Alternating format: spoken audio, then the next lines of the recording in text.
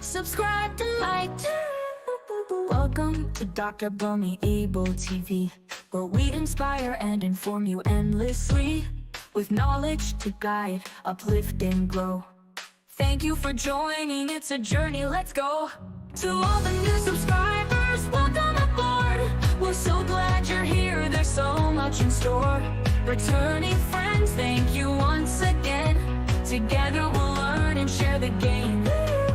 From wisdom to insight, each video's a gift, helping you rise, giving your spirit a lift. So hit that subscribe, stay tuned to see all the great things on Dr. Bunmi Abel TV. To all the new subscribers, welcome aboard. We're so glad you're here, there's so much in store. Returning friends, thank you once again. Together we'll learn and share the game. To all the new subscribers, welcome aboard. We're so glad you're here, there's so much in store. Returning friends, thank you once again. Together we'll learn and share the game.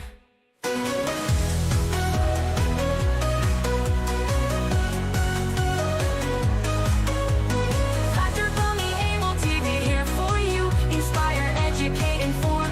That's what we do. Thanks for being part of this growing family. Let's keep shining together in unity.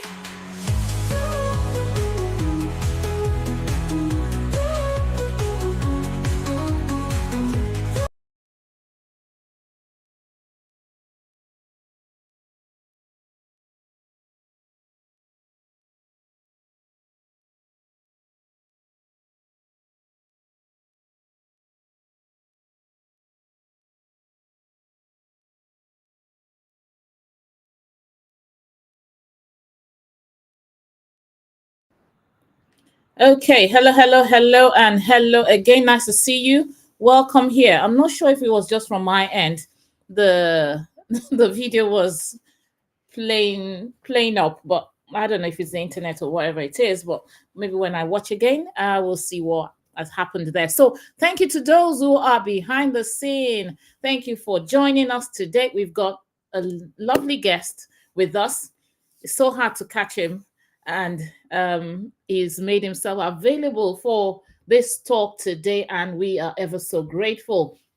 He's all about um, impacting lives. Thank you very much, Mr. Festus Owe James, for joining us.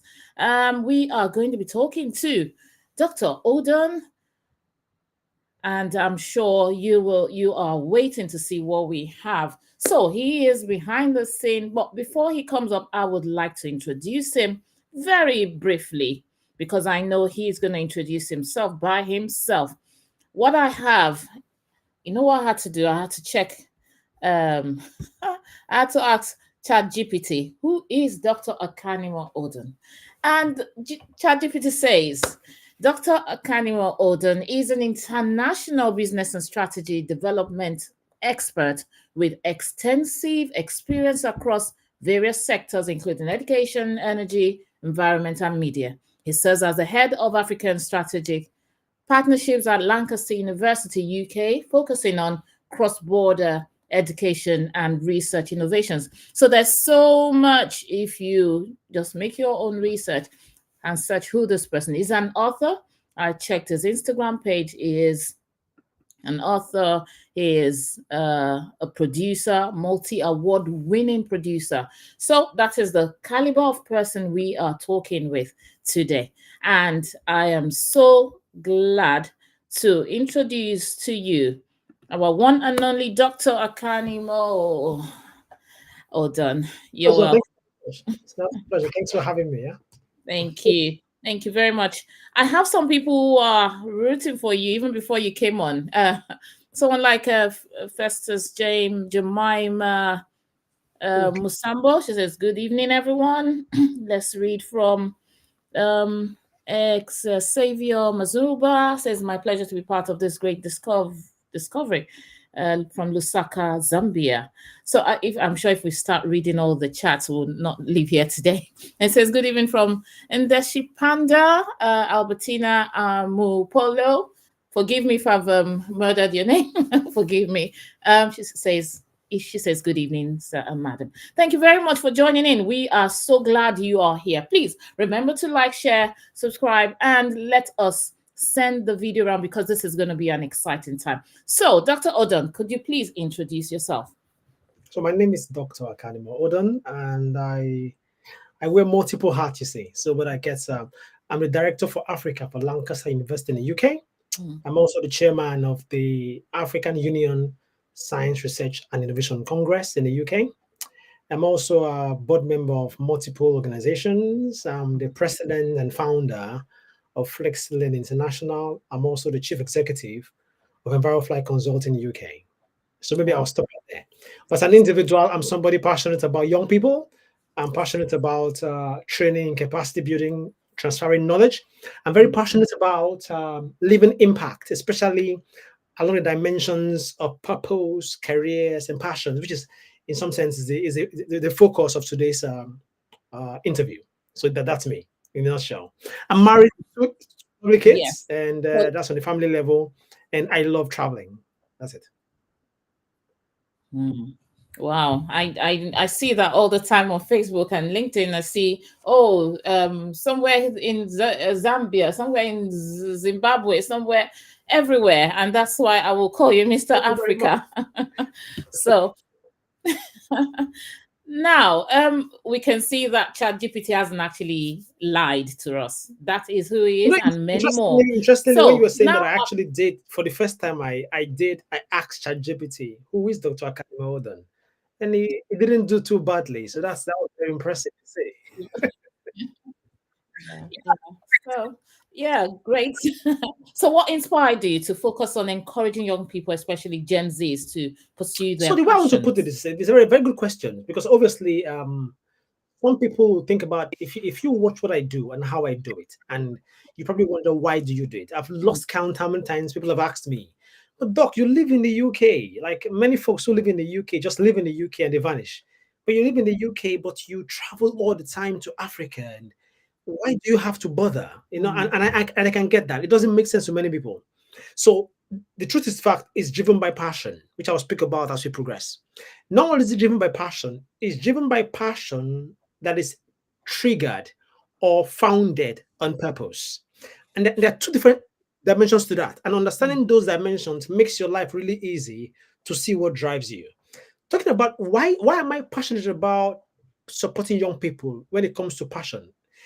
That's because I suffered what most young people are suffering right now. Okay. I spent 4 years of my life in university doing a course in zoology, the study of animals. And if you ask me right now, many, many years afterwards, I don't do anything remotely zoological in my career. Okay. Maybe just saying hello to some cats and dogs when I travel. But that's about it, really. So, but why is that important though? Is because as I travel around in my job, I do travel quite a lot. And I visit many universities, colleges, and professional bodies and so on. I started picking up a specific set of if you like, data and specific behavioral patterns that was really troubling. And I'll break it down for just very briefly. So first and foremost, I loved writing. So my passion to do what I do comes from the fact that I suffered what most young people are suffering, and so I now understand what I did to get it right, and so it does make sense, therefore, to make that knowledge and information available to others. So now I studied zoology, University of Benin, even though I want to study medicine, but that's a topic for another day. But I remember that since my year one, I love writing. I absolutely love writing. I can't explain why I love writing. I like the idea of playing with words. So when I put 2 or 3 words together, it's fun. I remember then, as young as possible, when I hear a rap song, what excites me most, in some cases, it's not even the rap or the rhythm, is a rhyming pattern. How can somebody put a song together and all the words end with similar sounds? That for me was fascinating. Now, I'm saying this intentionally because I like people to begin to understand what passion comes from. It comes from a place you can't understand why you like this thing. That is the initial premise. of something you will be potentially passionate about. I love words. I'll put words together. You know, when I used to hear words back in Nigeria, then they say, when I aspire to aspire, when I aspire to aspire to acquire a desire you admire and require. I feel like, wow, this is cool. And when you have a vision, there is a mission. What you need is a function and inspiration to set the vision for your mission in motion. Wow. Look at the point here. I spent 4 years in the University of Benin doing a bachelor's degree in zoology. And never at any point in time did I actually go to the Department of English and Literature. Not for a visit, not even once. Because a university, especially the culture, has put you in a bubble and in a box that it's okay. Well, you came to study mathematics, so stay in mathematics. Did you realize that there is no regulation or rule, and I've checked this, by the way, that precludes you from interacting with other departments within the university as long as you've paid your fees? Sure. Isn't that interesting? You can literally go walk into any class on campus and sit down there and nobody will drive you away. If you're trying to be a nice student, you can actually go approach a lecturer and say, "Sir, professor, I am a student in chemistry, but I love business. Is it okay, sir, if I just come down, sit down in your class when you're having lectures? In fact, you won't even know I'm there. I'll be at the back." You know, I've asked many professors this, and guess what they told me? Many of them told me that that student will be their best student because that is the only student they are sure wants to be in that class. They're not supposed to be there. So I spent 4 years loving something, but not actually following it up at all. Now, guess what happened? Then, as I was writing little by little, and then guess what? In my second year, I remember very clearly, my lecturer in the Department of Zoology was going to have his wedding. And he heard that I write poetry. So he said, "Hey, Akan, can you write me a customized poem to deliver like an oration in his wedding?" And guess what? He paid me for it. I was in 200 level. So I asked for many information about his wife, about him, how they met. And I put a poem together and I went to his wedding. It was a special section. It was only 5 minutes. And I presented this poem that I'd written for his wedding. And I got a massive ovation. And he paid me. I can't remember how much it was. But for me as a young person, I was like, so somebody can pay me for writing poetry, which took me literally 1 hour to write. He didn't know that. I wrote it in less than an hour. Then guess what? So all this is building up a narrative in my mind. Yeah. So when I graduated, obviously I'm working now. I visited the same University of Benin, and I was addressing a room of about 200 or more final year students. Okay. And I remember asking them a question. The question was, so all your final year students, you're about to graduate, they say yes. I said, okay, well, when you leave university, or first and foremost, are you currently studying a course you love? Guess what? Oh, almost maybe, I don't know, maybe over 70 or 80% of them, over 80% said they're studying a course they don't like. And I said, okay, well, since you are already in your final year anyway, you're about to graduate. Okay, do you have a sense of what you might want to do when you graduate? I can never forget. Only about 5 hands went up. Wow. Really? So you have spent 4 years doing a course and you are going into the world of work and you have no clue what you are going to do. But guess what? I've asked the same students this question. How many of you have something you love doing, which you really love? The numbers are usually very, very high. So that means that if I reverse the question and I said, how many of you, if you had spent time developing your passion for 4 years while doing this course you don't like, how many of you might have a sense of what you might want to do with your passion? I can assure you the numbers will be a lot more. Yeah. Because passion is something you like. Or else it's not passion. Okay? Now, to narrow it even further, now, I started asking, I think I asked a room of 100 young professionals. So these are professionals who have graduated and set up their own companies, like SMEs, small companies. And I remember the day I asked, so all of you have your own company. Say yes. Say, how many of you set up your company based on your cost of study, less than 5%. Wow. And I said, how many of you set up your company based on an interest or a passion of yours? 75%, above 75%. So I'm painting this picture so you can understand the disconnect. Okay, so but the trouble is this: many people have that passion, but if you now ask them, so how many of you have done anything or a course of study of some sort about this passion of yours, the number drops back to 5%. So it's all these scenarios of meeting young people across many African countries that are saying, my goodness, we have a problem. It's a crisis, and nobody's speaking about it. It's an absolute crisis. And you keep wondering, well, I mean, do you know that the African Development Bank says that half of the over 400 million young people in Africa are either unemployed or vulnerably employed? Half over 400 million African young people. But you know what? The reason is because that index or that data is aligned to a course or a work.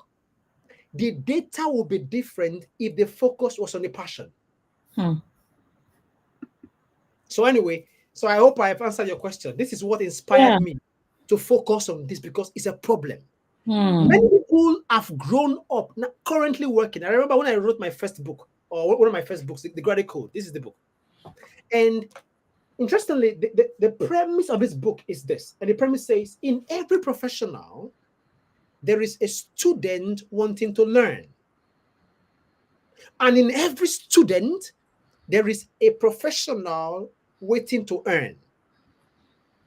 So fundamentally, what it's saying is, the more successful students are students who start behaving like professionals while they are studying. In the same vein, the most successful professionals in real life, look anywhere, are professionals who behave like students while they're professionals, because they're always learning and getting better at what they do. So there's a massive disconnect there, such that you better get aligned and pursue your passion, because it's a matter of time it's going to catch up with you. True. Wow, thank you very much. You've kind of answered the next question, which is how do you define passion? And you've just said it, and I can expand on that actually. Okay, that's fine. So how do you define passion? And I guess the question you're assuming is, why is it important? So in some sense, why is it important for young people to align their lives with it? Yes. So I guess the first point is this. What does the dictionary define passion as? Let's begin from that premise. I checked this.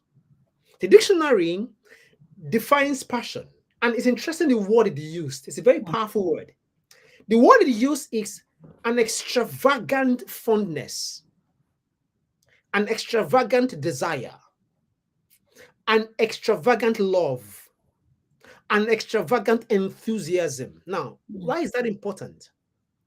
So that means many people are misplacing the word passion. So let me correct it. It means passion can only be passion if it's extravagant. That means it's already burning. Yeah. So what most people actually have is a hobby. You can't call it passion yet unless it's on fire. When you see passion, you know passion. Nobody tells you. A hobby is that thing you do when you are tired, then you go and play tennis just to relax. Okay, so nobody sees it. You don't talk about it. But you talk about the work you don't like, but you use your hobby as a way to relax. Okay, so many people call hobby passion. It's not a passion yet until you put fuel in the fire. Come on. Yes. Okay. So why is that important? Because it has to be extravagant and overwhelming for it to be passion. So actually, I want to re-ask the question. So a better question would have been, how can young people convert their interest or hobbies to a passion? Okay. Because many people don't have a passion yet. It can't be a passion if it's docile. That makes no sense. This is going by the definition of passion. Passion means it's a consuming agenda. You can't get it out of your mind. So thank you. So if it's a passion, it's on repeat in your head, like. Thank you very much. That means if it's a passion, it's already aligned with your life. Okay, so it's a wrong question to be asking. How do you align passion with your life? It's how you align your interest. It's something you're interested in. You know you are good at it. When you do it, it's easy. You can explain why you do it easily or why you like it. Now, that's an interest. So the deal is, how do you now convert or transition your interest, or in quote, your hobby, to a passion?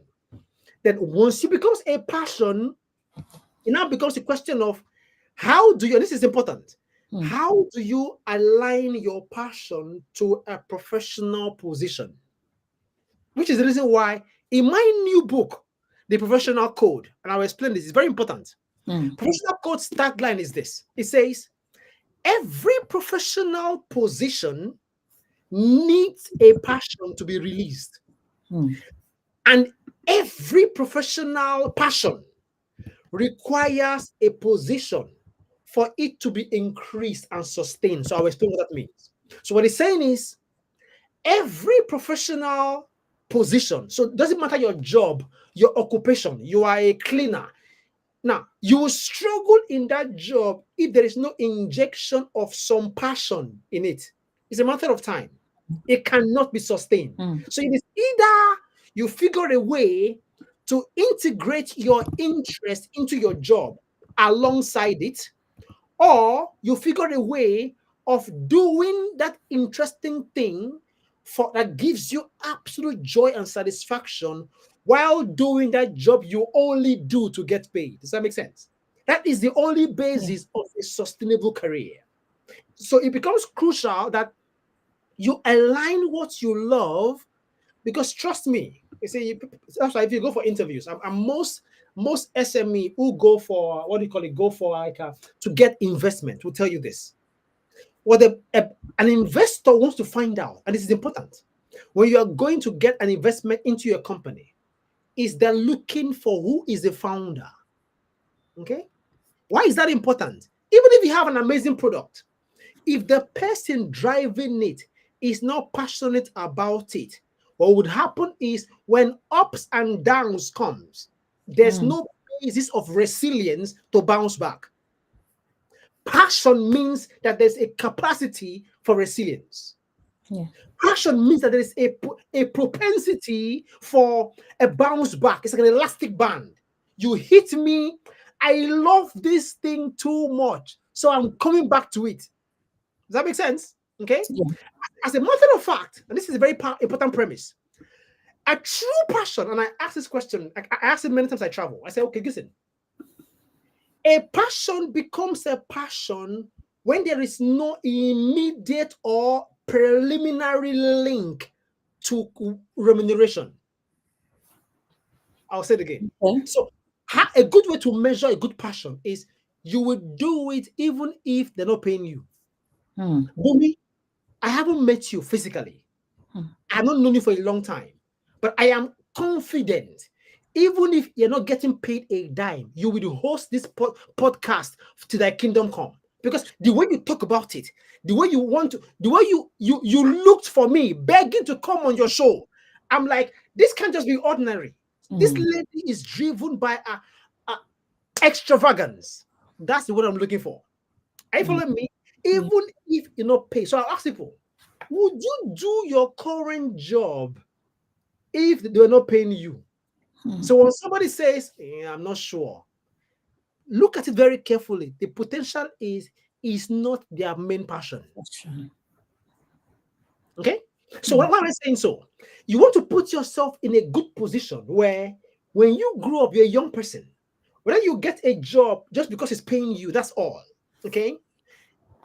For conflict to be evaded, for conflict, okay, to be eroded as you progress in your career and even in your life, you better come to the point where you are in line with your passion, because it is what will keep you sane and sustained as you progress in your career and in your life. Which now leads me to the other point around purpose. Okay? Now, you can have a passion, doesn't mean it's your purpose. And it's a very important distinction. What is purpose? Purpose is the reason for being. So the purpose of this meeting is to express, if you like, principles around purpose and careers for Gen Z. Is that correct? Is that the purpose? So it means that if you think about it carefully, purpose precedes you. Okay? So purpose comes before you. Okay? So now, a passion is created within you, which is why many people can explain why they love this thing. And guess what? Nobody I know begins any activity and they are passionate about it. It's impossible. You only become passionate about it because you've done it a few times, and each time you do it, you feel a certain nice way. Does that make sense? You're like, this feels nice. I feel good about this. Or you feel a certain amazing way because of the impact that activity is causing to others. So passion is transitional. It grows. It's a mobile phenomenon. Okay? That's why some people tell you he is more passionate than you. Why are they saying so? Because there is an index or an indices of measurement. So I can tell you are more passionate because you do it a lot than the other person.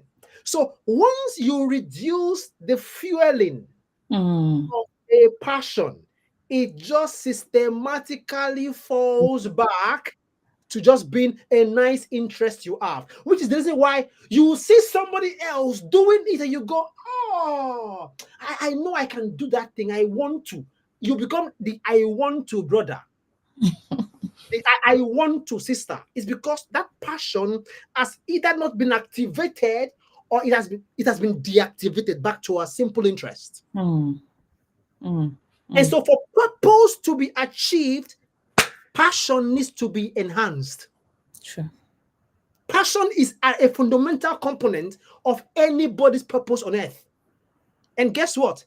Somebody put that feeling there.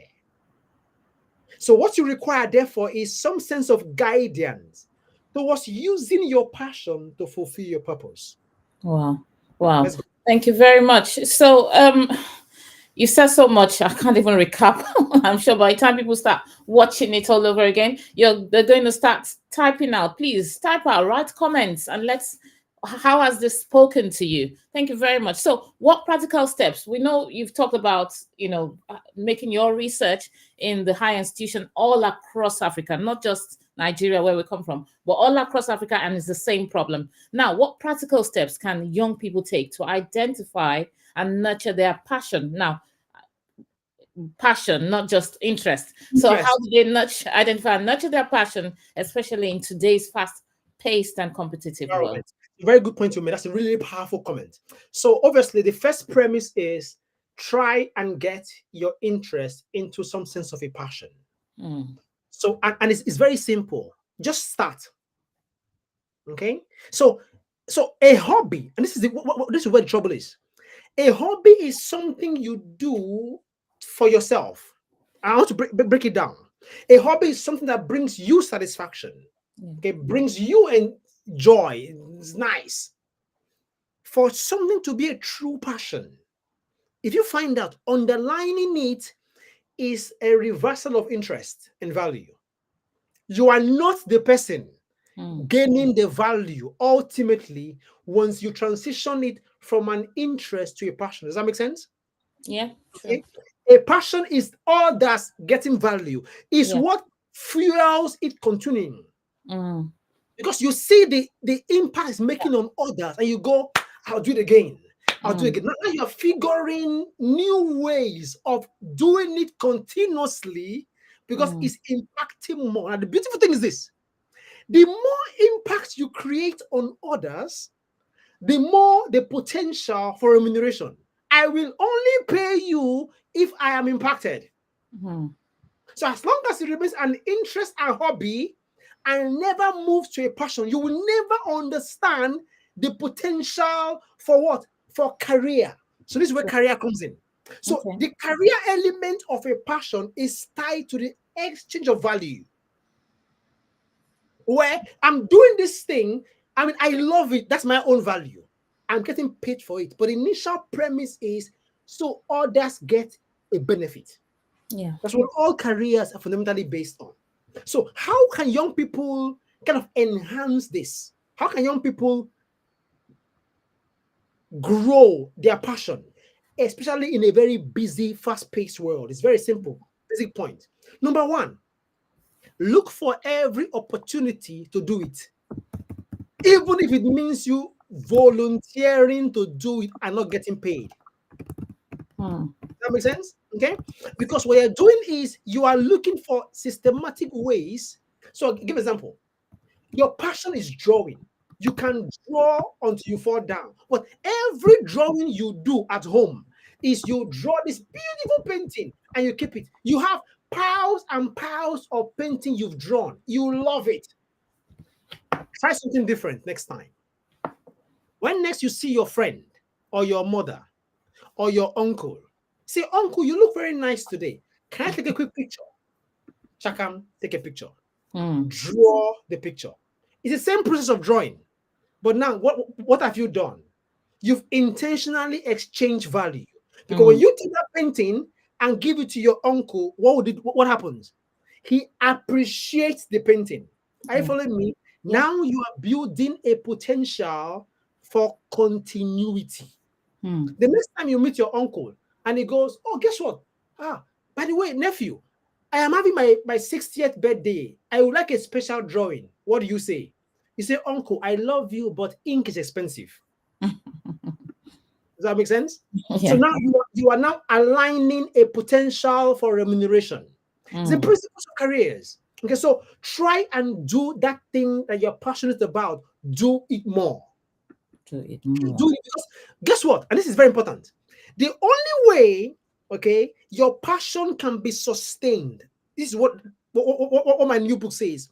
If it becomes a professional position, okay, that means you are putting structure around the passion. Okay, you do the passion and you share it. So that means in a virtual busy world, when you are do anything you're passionate about, let people know about it. Use Facebook, use LinkedIn. Say, I just finished drawing. Look at this. Even if you're an engineer in the office, but you love drawing, when you draw a nice painting, put it on Facebook. Say, check out my new painting. What you are doing is you are creating a background, an environment. It's like what you call like a gasoline environment. Okay, so let people know about it. Very few people do their hobbies and let others know about it because your hobbies is for you, but not your passion. Make it known. That's number one. Number two, find somebody. This is important, actually crucial, who is already doing it so well. Well, you can tell this thing I love doing. There is somebody who has done it and is already at a high level in it, and start following them. So find a mentor, find a coach, an expert who has done it, and they've done it to the point where that passion you are still in the beginning process. They've done it to the point where it has become their professional position. That's the next step. Because when you follow them, there is a way seeing somebody do what you want to do. There's a way it pulls fuel in your fire. Make sense? Sure. Number three, study it. And this is the big mistake many people make. Because you're passionate about something doesn't mean you know enough about it. I just told you now that I've never actually used Restream before.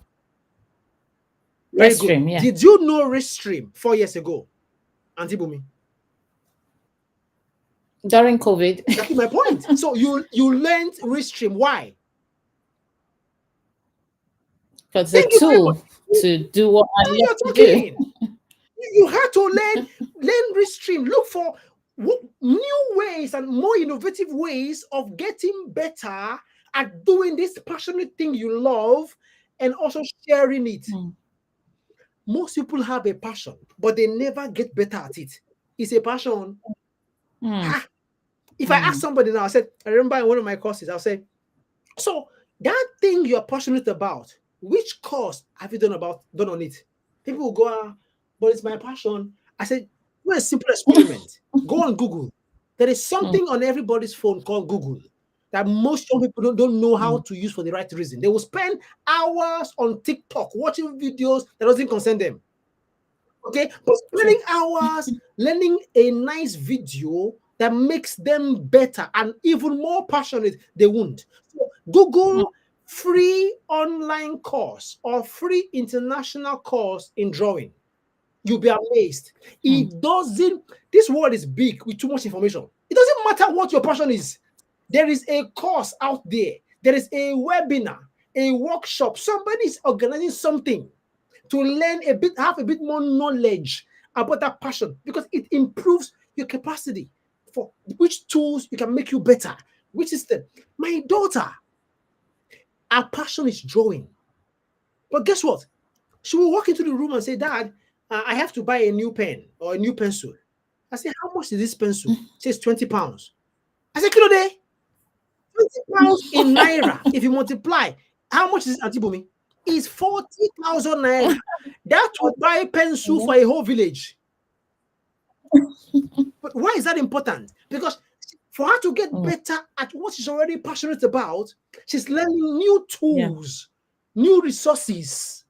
Are you following me? Of making better. But so try and always put yourself in an environment where you learn better at it. The next Mm, point, volunteer in your passion. Look for people who want what you have. Do it for free if you have to. Okay? That's how you, the practical steps of nurturing your passion. It's a principle of fueling your fire for it to mm, remain extravagant. yeah, true. True. Wow. Thank you very much. I can see there's so many comments out there also saying yes, giving different comments, thank you very much for joining in, for making it very interactive. We have a lecturer here, and I'm sure that's his passion, talking to people. We can see come through. So someone who is the best person to talk about passion, if not a passionate person like him. So thank you very much, Dr. Odon, for giving us all the nuggets. And I'm sure those Gen Zs listening, and even adults, even if you're an adult, it's never too late. What is that passion you have? Are you turning it in? I mean, what is that interest? Are you turning it into a passion? And is that passion giving you value, giving others value, actually? I'll go on to the next question, which is we've just talked about the practical steps. Now, what advice would you give to a Gen Z individual who feels uncertain about following their passion due to societal or parental expectations? We've seen it from different people's biography, autobiography, saying, "Oh, I actually wanted to be in drama." Someone like Fela. I wanted to do music, but my parents wanted me to do medicine and all of those things. So, what advice would you give to So that it's a very, individual? very, very, very powerful question, actually. And I think it's a question that focuses on balance. Okay. So you have to be Mm. wise. So I won't tell you, you have this passion. No, go and tell your daddy to go away. He's paying your fees. So calm down. Abby. Okay. Don't say, I'm so passionate. Fire is consuming me. Daddy is paid for you to go and read medicine. You go and study chemical engineering. And then when you go back, he says, wait a minute, where's the first year's result of medicine? You bring engineering result. You won't pay your fees again. So it's an issue around balance. Okay. Now, if you're a young person, and I'm going to answer the question. If you're a young person under the cover or protection, or if you like leverage of your parents, okay, it's important to understand that you should respect that leverage because it's vital to your growth anyway. Okay. Now, What is the issue with parents? I'm going to be very clear. The fundamental reason why parents struggle with you following a passion is because they can't for the life of them see a clear pathway to a career success. That's very true. It's the only reason. Haven't you heard that there are parents now who are beating their children to go and look for football to play? Because they'll be hearing that, that footballers earn too much money. Are you following me? So we live in a world where, with so much information and the global connectivity of the world, with people having access to smartphones, even parents are getting enlightened. So things used to be a no, you have to be a medical doctor, accountant, and lawyer, or else no chance. It's starting to change. Okay, but even though it's starting to change within an African context, there's still an infancy to these developmental approaches, or this knowledge or cultural shift.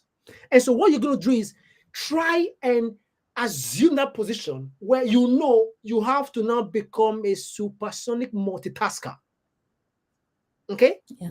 So if I ask the average young person, can you study zoology and still write really well as your passion for 4 years of a university? Or what do you think would be the answer? I don't think they would want to. They would just want to face their grades and make the grades and start making money. But the point I want to make is this: it is actually okay and feasible with clarity in your mind to do both. Okay, passion. This is very important. Okay, and this is what I like to explain this. There's something about passion.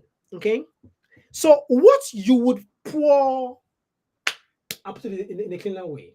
So you know, petrol and kerosene burn differently. Their capacity for inflammation is different. Okay, so petrol as an organic compound is more is got a higher level of inflame. Does that make sense? Of catching fire or grow or the conflagration growing bigger and bigger because of the nature of that compound. So what am I saying? What might require you to use 5 cups or 5 jugs of kerosene, okay, in a non-passionate thing, you require a single cup of petrol for the same fire and growth. Does that make sense? Okay, yeah, that's the cool thing about passion. You already love this thing, so that means you actually require just a little work or effort to get it going. So while you might be struggling in zoology, which you don't like, that your parents are paying you fees for, all you need to do is just spend some time writing alongside. So in our this is a separate question. The question now, therefore, is your question of time management. Because for every passionate activity, what you require is an element of time to dedicate to it. That's where the real issue is. Okay, so if you understand how to manage your time while you're fulfilling the objectives of your parents for the sake of a qualification, you're not allocating some time to doing what you're passionate about. It's a matter of time. Because I can imagine a parent will say, stop doing this nonsense writing when you are doing amazingly well in your grades. Does that make sense? Okay. The trouble comes in when the writing now makes you start failing your course, and you say, Daddy, I'm failing because I'm passionate about writing. That's why I was talking about the dimension of wisdom and balance. Okay. And before you ask me, well, I don't have time, that's a lie. Every young person has time. Yeah. There is too much time in your hand, actually. Because time becomes an issue when you haven't seen the remuneration of passion. Wow, interesting. Thank you very much.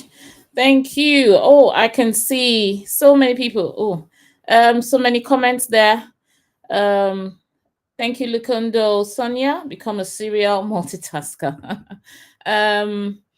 Kempson Flynn says TikTok has a free online university. Okay, didn't know that. Thank you for that. So if they're comfortable with TikTok, why not use that. If you're I don't want to say your passion is on TikTok, but use that TikTok to get what you want. All right. Thank you very much. I will go to the last question because I can see we're running into an hour. It's like we just started 2 minutes ago.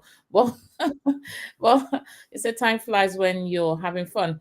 I will take the last question now. And thank you to all our viewers, those who are watching, those who are going to resend to people, because everyone needs to listen to it. Even if you're an old not an old person now, you're advanced in age. I don't want to. So even if you think, oh, I'm retiring, you could fall back on your passion after you retire. So passion is what drives us, what gives value to others around us, and that could be actually monetized into what keeps you going. So you said it all. I can't add anything to it, but I'll ask the final question now before we go. Can you share any real life success stories? Because I know your story is also a success story in itself. So can you share real life success stories or examples of young people who have followed their passions and achieved remarkable outcomes? I think with examples, more of the young people say, oh, is that really? And that would help them to put a real life situation into wanting to do what others have done, who are actually real people. They can Google or search. Hundreds and hundreds and hundreds of people, and and interestingly, it's because it's that sudden realization. Actually, this is possible. It can actually happen. An example is an amazing lady. She's currently concluding her PhD. Adekweju is her name. She's currently concluding her PhD in education management. But I remember as she was doing her, just working normally, immediately she realized that actually I'm passionate about education. Besides just it being my job, she puts her effort to it. She started sharing on social media, put a structure around it. She became a consultant to many companies, and until the point where she got a full scholarship to go and do a full PhD. And that's somebody who understands what passion can bring. Once you put the right dimension or the right elements around it, Adekweju Prince. Once you do that, you can check her out. Once you do that, it becomes clear. So when I see her, I remember how she began several years ago and what she is now. I mean, in the next few months, I have to call her Dr. Adekweju Prince. In a PhD in something she's passionate about. Now, I'll put that in context. For me, that's different. I wish my PhD was on youth development, but my PhD was on the study of pesticides and its effects on earthworms. Exactly. Okay, so but my point is that is somebody who was through that passion, learned about it, shared it, worked in it, got paid for it, to the point where she's pursued a PhD in it. And in fact, I'm sure the sky is the limit. Before she finishes her PhD, a consultant to international organizations in education, all of that comes in view. Okay, that's a simple example I can give. Okay, so I don't want to focus on specific activities, but my experience shows that it only begins with starting at some point. Just start small. Okay, just start small. Because remember that your passion is extravagance, and you only require little effort to keep it burning. And the beautiful thing is, the more it burns, the easier it is to keep burning. And that's the way passion works. There's a young man I know who was doing preaching on the streets in Benin. He actually came for one of my seminars. And after the seminar, he tells me, says, your book changed my life, Doc. He just went crazy, putting his passion to bear, putting focus on it. I remember him telling me, he said, you know what? After he learned about this thing about volunteering, and for me, I've never heard a young person tell me that. He said, I walked down to the library of Uniben. Hear this. And I said, sir, can I volunteer for the library? There are many students who enter the library and go out just to read. But after he came for my session, he said, I'm going to go and ask for volunteer work. When he went into the library, librarian of the university was like, you're a strange young man. No, this is not in the UK. This is in Africa. No young man on campus who is a student has walked in here and said, can you give me a job, volunteer? Don't pay me for it. That is somebody who understood I need to put my time to build my expertise and experience in what I love. Guess what happened? That young man, before you know it, is currently in the UK doing a master's degree on scholarship. Wow. There are many examples. So there's clear evidence. Whatever you're passionate about, once you put a structure around it and integrate it into your life, it's a matter of time. It aligns you to purpose. And when you align to purpose, sustenance is guaranteed. Thank you. Yeah. Thank you very much. Wow, wow, wow. It's so amazing that we've come to the end of this talk. And I'm sure if we say let there be a part two, everyone would jump at it because there's so much to say in less than an hour. So thank you very much again for this. So is this the book or am I showing the wrong No. one? There are Because many I think books. there So are let me explain. So there's the many books. so there's the deciphering the career code. This is for secondary school Okay. and for secondary school students before they get into university. But it's also a book for their teachers and parents. So in this book, I break down and I make Okay. it easy for parents to understand what to do for their kids' careers at secondary school level. That's the career Mm, code. The next one is the graduate code. wow. This is for folks in colleges and university. They're already in university. It breaks down what to do in those 3 or 4 years or 5 years of university to align your passion to your Yeah. purpose while building a career. And finally, for the older ones who are already working and still confused, and there are many of them, trust me, the professional code is to, even though you think, well, I'm too Mm, late now in this job and I hate the job, but if I don't go to this job, I will never be able to pay the bills. Professional code shows you a mm. practical process of getting your life back on track. Okay, great. Wow, interesting. Thank you very much. Thank you for your time. We really appreciate it. Please, everyone, type on there on the chat. Thank you, thank you, thank you, thank you. We want to see your thank yous. Thank you very much. Thank you very much. Are there any last words you have for the young people where you can take the stage and I'll take myself off the screen so you can just speak to them, heart to heart, while others online are just saying thank you, thank you. So at the end of the day, it's about what you're trying to achieve.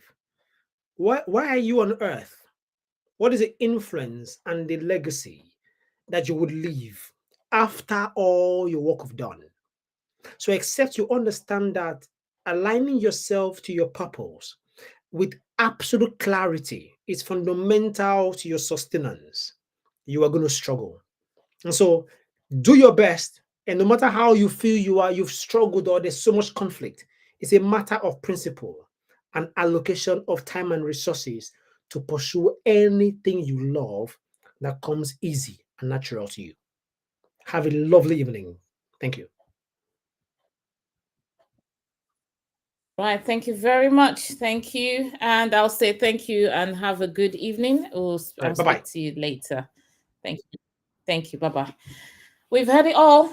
What else can we say? Thank you to all those who have actually been here making it interactive. Thank you. Thank you very much. We appreciate all of your time, all of your sharing, all of your commenting, all of your liking and subscribing, and everything else you've done to make this podcast or broadcast or video, whatever name you want to call it, is fine to make it come to an end. So thank you very much for this. And this is where we say, join us tomorrow. It's about parenting tomorrow. We are doing, we've got this series on parenting we're doing every Saturday. And tomorrow is going to be on parenting styles. No, that's for 4. That's for 5.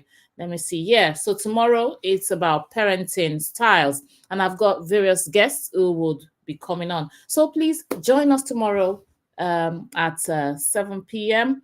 and you would not regret it. So thank you very, very much. Thank you, Mercy Edwin. Thank you, Lukundo, Sonia. Thank you, the PROs, the Harriet, Namposia. Thank you very much. You've all been great.